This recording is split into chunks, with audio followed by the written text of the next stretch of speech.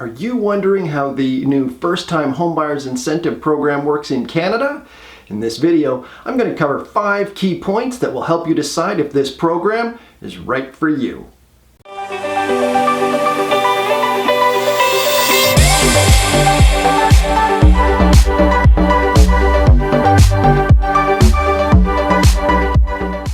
Welcome back to my channel. I'm Patrick Fields and I'm a realtor here in Edmonton, Alberta with RE/MAX Select. If this is your first time here, hit that subscribe button and ring that bell to be notified when my next real estate video comes out.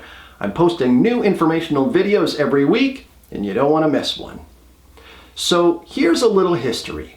In January of 2018, the Canadian government introduced a new stress test, which made it more difficult for buyers to purchase a home or less than the amount of a mortgage that buyers qualified for.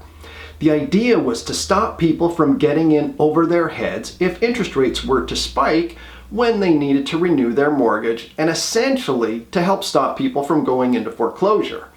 Now, there's been a lot of negativity about this, and it's been a lot more difficult for many people to get into the market and buy a home. So on September 2nd, the Canadian government introduced a new incentive program aimed at helping first-time homebuyers pass that stress test. Recently, I've spoken with many mortgage brokers and a representative from CMHC, and here is what I can share with you. Point 1. It's a limited time offer.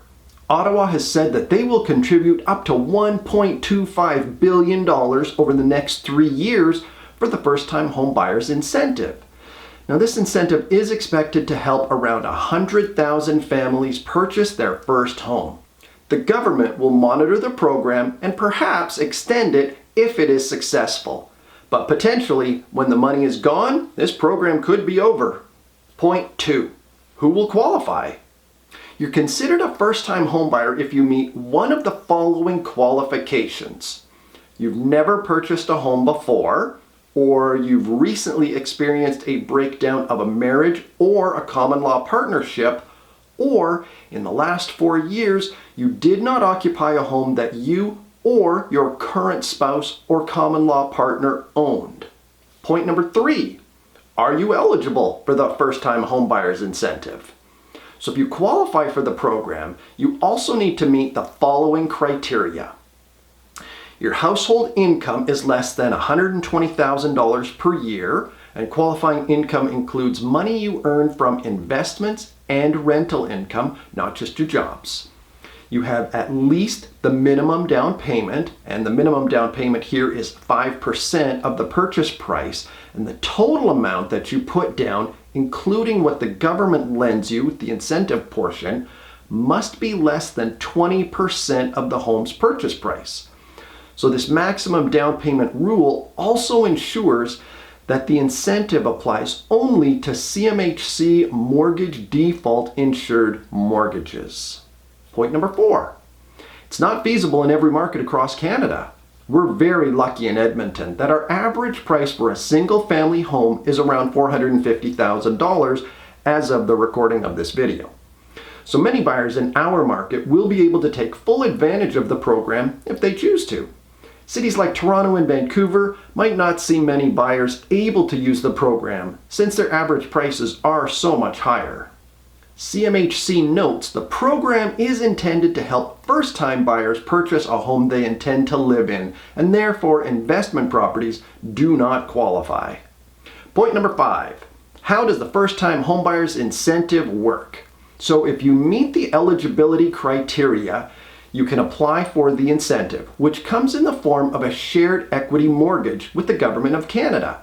Now, it's called a shared equity mortgage because the government actually shares in any gains or losses on your home's equity. And I'll talk more about that in a bit.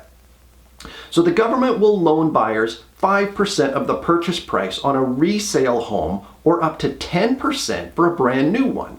So that works out to, say, a possible $25,000 on a $500,000 resale property, or $50,000 on a brand new home priced at $500,000. And remember, this is an interest-free loan. However much you borrow will save you money on your mortgage payments and monthly insurance premium. anywhere between $100 to $300 per month according to federal government calculations. Buyers don't have to make any ongoing payments and are not charged interest on the loan, but they do have to repay the incentive back either when they sell the house or after 25 years, whichever comes sooner. But here's where it gets really tricky. The repayment is not based on the dollar amount borrowed.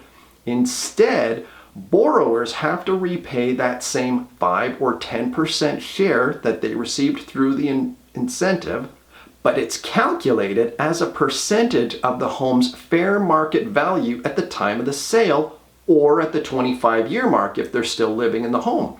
And that's because, as mentioned earlier, the government benefits from any increase in equity of the home or any losses if the sale price or the value of the home goes down. So in other words, if the home increases in value, you need to pay back a little bit more than you borrowed, and if the home decreases in value, you'll pay back less than you borrowed. So let me give you an example. Someone wants to buy a brand new home for $400,000. Under this first-time homebuyer's incentive, they could apply to receive $40,000 in a shared equity mortgage, which is 10% of the cost of the brand new home, from the Government of Canada. This lowers the amount that you need to borrow and reduces your monthly expenses. As a result, the mortgage would be roughly $250 less per month or $3,000 a year based on current interest rates. Now, if you owned that home for the full 25 years and then sold it for the same amount as you paid, you would owe the government $40,000. However, you would have saved roughly $75,000 on interest over that time. Now, if the house has gone up in value and it's worth $600,000, you would have to pay back $60,000, which is 10% of what the government loaned you initially, but you get to keep the other $140,000 increase, and you would have saved that $75,000 on interest. What's not to like about that?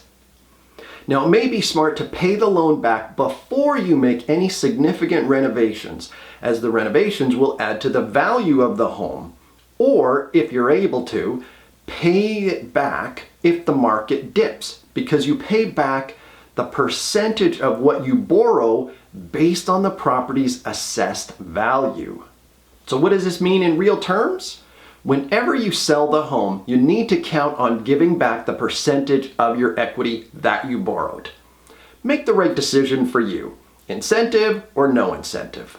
Buyers should also be aware that there may be extra legal, appraisal, and mortgage refinancing fees involved in the administration of the program.